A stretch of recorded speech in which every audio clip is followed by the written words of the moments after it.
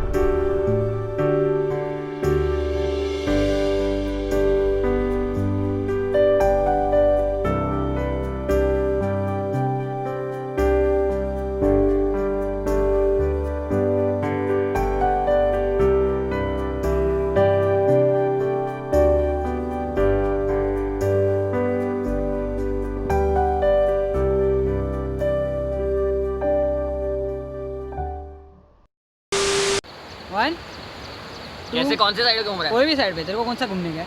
वो साइड पे घूम। हाँ चलो 1 रुक जा पहले, सब लोग सेंटर में आओ ना, अपने को अपने, हाँ 1 2 3।